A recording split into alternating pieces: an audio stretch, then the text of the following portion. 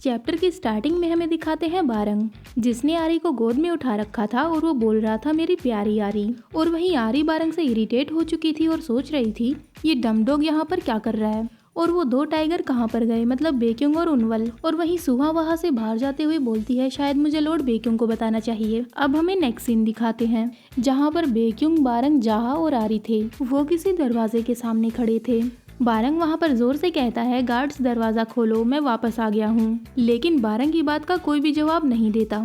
फिर बारंग हंसने लगता है और कहता है कितनी अजीब बात है ना, बेक्युंग कोई जवाब क्यों नहीं दे रहा। बारंग फिर से कहता है अरे दरवाजा खोलो, मैं बाहर हूँ, क्या किसी को भी मेरी आवाज नहीं सुन रही? मैंने कहा कि मैं आ गया हूँ, हेलो हेलो, जल्दी से दरवाजा खोलो। फिर आरी कहती है डम डॉग तुम क्या कोई नेता हो जो हर कोई तुम्हारा कहना मानेगा? फिर बारंग दरवाजे की चिपक जाता है और अपने हाथ मारते हुए कहता है जल्दी से दरवाजा खोलो, बेक्युंग भी यहीं पर है दोस्तों, आरी भी यहीं पर है और बेक्युंग का नौकर जहाँ भी हमारे साथ है, दरवाजा खोलो। बारंग के इतना सब बोलने के बाद अंदर से आवाज आती है हम फिर से तुम्हारी उसी बात में नहीं फंसने वाले हैं लॉर्ड बारंग, आप हमें पहले भी ये सब बोलकर उल्लू बना चुके हैं, इस तरह का झूठ आपने हमें काफी बार बोला है, हम बेवकूफ नहीं बनेंगे। फिर बारंग कहता है लेकिन इस बार मैं सच बोल रहा हूँ। फिर अंदर से आवाज आती है हमने आपसे काफी बार कहा है लॉर्ड बारंग, आप बिना बताए गायब मत होया करें। फिर बारंग कहता है मैं सीरियस हूँ, इस बार मैं सच बोल रहा हूँ, दरवाजा खोल दो।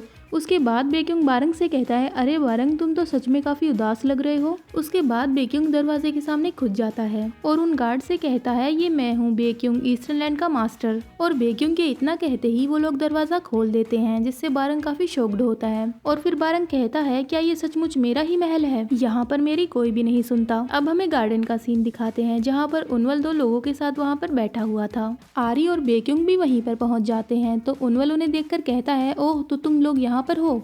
आरी, जाहा और बेक्युंग उनवल की तरफ ही जा रहे थे। उनवल के साथ में जो दो नौकर थे वो आरी को देखते ही उसकी तरफ भागने लगते हैं। वो दोनों आरी के सामने आकर रुक जाते हैं और उसे लगातार घूरते रहते हैं। आरी उन्हें देखकर सोचती है ये दोनों लोग कौन हैं और ये मुझे इस तरह से क्यों घूर रहे हैं, लेकिन सचमुच ये दोनों एक जैसे दिखते हैं, क्या ये दोनों भाई बहन हैं? हालांकि इनकी निगाहें काफी इंटेंस हैं, ये लगातार मुझे ही देखे जा रहे हैं। उसके बाद वो दोनों आरी को सूंघने लगते हैं तो आरी उन्हें देखकर सोचती है ये दोनों कर क्या रहे हैं। फिर उन दोनों में से एक डिवाइन एनिमल कहता है इसकी खुशबू लॉर्ड इरांग और लेडी नारे जैसी बिल्कुल नहीं है, ये थोड़ा अलग है। फिर दूसरा कहता है शायद ऐसा इसलिए क्योंकि एक टाइगर की बेटी है। उसके बाद वो दोनों आरी को फिर से घूरने लगते हैं तो आरी सोचती है क्या ये दोनों पागल हैं? वो दोनों आरी को इसलिए घूर रहे थे क्योंकि उन्हें वो प्यारी लगी। तभी वहाँ पर उनवल आता है और उन दोनों को घसीटते हुए अपने साथ ले जाता है।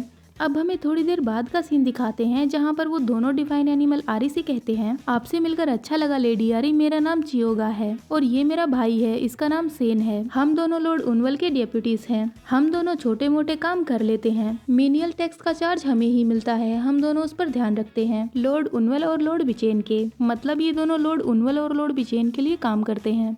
उसके बाद वो दोनों दोबारा से आरी को देखने लगते हैं और मन ही मन सोच रहे होते हैं कि ये कितनी क्यूट है। वहीं आरी भी उन दोनों को देखती है और सोचती है अच्छा तो ये उनवल के डेप्यूटीज हैं, इनके बारे में मैं पहले भी सुन चुकी हूँ, लेकिन ये दोनों बेवकूफों की तरह मुझे क्यों घूर रहे हैं। उसके बाद वो दोनों कहते हैं हमें आपका स्वागत करने के लिए ईस्टर्नलैंड में आना चाहिए था लेडी आरी, हमें लॉर्ड बेक्युंग और लेडी आरी का दोनों का अच्छे से स्वागत करना चाहिए था। उसके बाद चियोगा कहता है लेकिन आजकल हमारे पास बहुत ज्यादा काम है, ये सब ब्लैक स्पिरिट्स की वजह से हो रहा है। तभी सेन कहता है हाँ उन्हीं की वजह से हम यहाँ वहाँ घूमते रहते हैं और उनके क्लू ढूंढते रहते हैं, मतलब सबूत। हमारे पास काम का लोड काफी ज्यादा है, इसके अलावा हमें लॉर्ड बिचेन और लॉर्ड उनवल के कामों पर भी ध्यान देना होता है। फिर उनवल उनसे कहता है इसीलिए मैं तुम्हें बहुत कम काम देता हूँ। तभी सेन कहता है लेकिन अब भी ये बहुत ज्यादा काम है। तभी चियोगा उनवल से कहता है सेन की बातों का बुरा मत मानना, ये ऐसे ही बोल रहा है। कभी कभी सेन ऐसे बिहेव करता है जैसे वो लेडी आरी से भी छोटा हो। चियोगा की ये बात सुनकर सेन अपना मुंह फुला लेता है और कहता है मैं पूरी तरह से बड़ा हो चुका हूँ, क्या तुम्हें पता नहीं है? उसके बाद चियोगा उनवल से कहता है लॉर्ड उनवल मैं जानता हूँ कि आजकल आप काफी ज्यादा बिजी हैं, लेकिन क्या मैं आपसे एक रिक्वेस्ट कर सकता हूँ?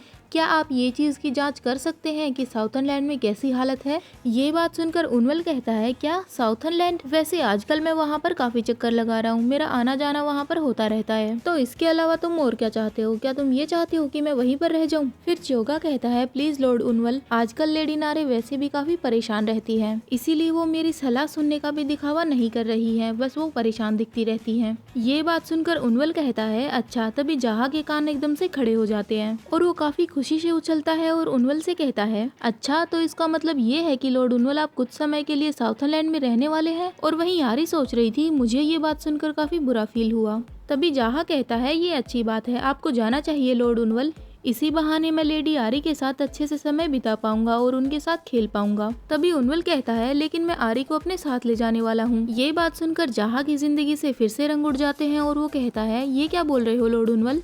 अब ये बात सुनकर आरी सोचती है, ये सही कहा जहा, तुम उम्मीद भी मत रखना कि मैं तुम्हारे साथ रहूंगी। मुझे उनवल अपने साथ ले जाएगा। फिर एकदम से आरी शॉक्ड हो जाती है और सोचती है, रुको, क्या उनवल मुझे अपने साथ साउथरलैंड में ले जाएगा। उसके बाद आरी उनवल से कहती है, उनवल मैं बहुत ज्यादा थक चुकी हूँ। उनवल हंसता है और आरी से कहता है, चिंता मत करो, हम लोग अभी नहीं जाने वाले हैं। जब ईस्टर्न लैंड में हालत ब्लडी हो जाएगी हम लोग तब जाएंगे, मतलब शायद पूर्वी देशों में खून खराबे वाली हालत। अब हमें वापस से गार्डन का सीन दिखाते हैं। वहाँ पर आरी घूम रही थी, तभी पीछे से इरांग आता है जो बारंग के भाई का बेटा था। वो आरी से कहता है, काफी दिनों बाद मुलाकात हुई, वैसे मैंने तुम्हें काफी याद किया आरी। और वहीं आरी इरांग को देखकर सोचने लगती है, जब मैंने इसे आखिरी बार देखा था ये तब से और भी ज्यादा बड़ा हो गया है। तभी इरांग दोबारा से बोलता है और आरी से कहता है, क्या तुम मेरे साथ चलोगी आरी, मुझे तुम्हें कुछ दिखाना है। मैं तुम्हें दिखाता हूँ कि वेस्टर्नलैंड के महल में कुछ अच्छी चीजें भी हैं जो तुम देख सकती हो, तुम्हें वो चीजें काफी इंटरेस्टिंग लगेंगी। इरांग की ये बात सुनकर आरी सोचने लगती है, क्या कुछ इंटरेस्टिंग चीजें, सुनने में तो काफी अच्छा लग रहा है। आरी का भी उसके साथ जाने का मन किया तो वो इरांग की तरफ अपना हाथ करती है और कहती है, चलो ठीक है, मुझे ले चलो। इरांग ये देखकर काफी खुश होता है और वो भी आरी का हाथ पकड़ लेता है। फिर वो आरी से कहता है, मेरा हाथ कस के पकड़ के रखना ताकि तुम यहाँ पर खो ना जाओ। उसके बाद इरांग आरी को अपने साथ ले जाने लगता है, वो जगह दिखाने जो कि महल में ही थी। वो दोनों थोड़ी देर चलते हैं और फिर इरांग आरी को सनलाइट में ले आता है, मतलब सूरज की रोशनी में, और सामने एक वुल्फ का स्टैचू भी था। उस स्टैचू के मुंह के अंदर कोई चीज रखी हुई थी जो कि चमक रही थी। ये देखकर आरी कहती है, ये क्या है, ये कैसी जगह है। इरांग कहता है, हाँ है ना अच्छी जगह, ये एक सीक्रेट जगह है। उसके बाद इरांग उस वुल्फ के मुंह से वो मणि निकालता है जो कि चमक रही थी। ईरान वो मणि आरी की तरफ करता है और उसे कहता है, ये लो, तुम इसे रख सकती हो आरी। आरी उस मणि को देखती है और इरांग से कहती है, लेकिन ये चीज बहुत इम्पोर्टेंट और महंगी लगती है। इरांग कहता है, नहीं कोई बात नहीं, सब कुछ ठीक है, वैसे भी ये चीज मेरे ऊपर छोड़ी गई है,